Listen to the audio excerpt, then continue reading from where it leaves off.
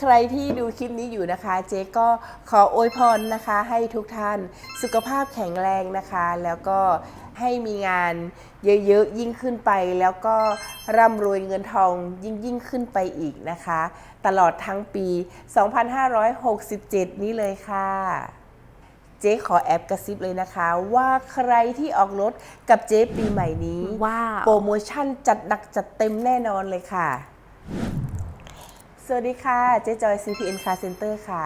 ในโอกาสขึ้นปีใหม่นี้นะคะปี 2567 นี้เจ๊ก็ขออวยพรนะคะให้พี่น้องคนไทยพี่น้องไทยใหญ่และก็รวมถึงลูกค้าเจ๊ทุกท่านนะคะก็ขอให้มีสุขภาพแข็งแรงนะคะแล้วก็ขอให้ร่ำรวยเงินทอง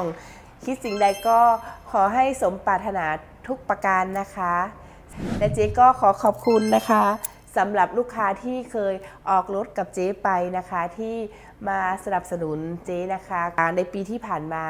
และเจ๊ก็ขอให้ลูกค้าทุกท่านนะคะเอารถของเจ๊ไปใช้ทำมาค้าขายก็ขอให้รวยยิ่งขึ้นและก็ได้งานเยอะๆมากยิ่งขึ้นนะคะ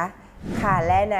โอกาสปีใหม่นี้นะคะเจ๊ก็ขอมอบของขวัญพิเศษให้นะคะสำหรับใครที่มองหารถอยู่นะคะเจ๊ก็มีโปรโมชั่นพิเศษสุดๆเลย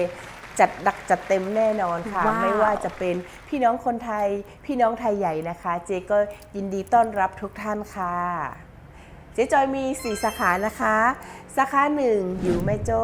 สาขา2ตรงข้ามวัดกูม่านสาขา3หน้าหมู่บ้านขอนเวียงหางดงและสาขา4สันปะตองจังหวัดเชียงใหม่ค่ะใครอยู่ใกล้ที่ไหนนะคะสามารถแวะเข้าไปใช้บริการได้ค่ะเจ๊จอยจัดให้ค่ะ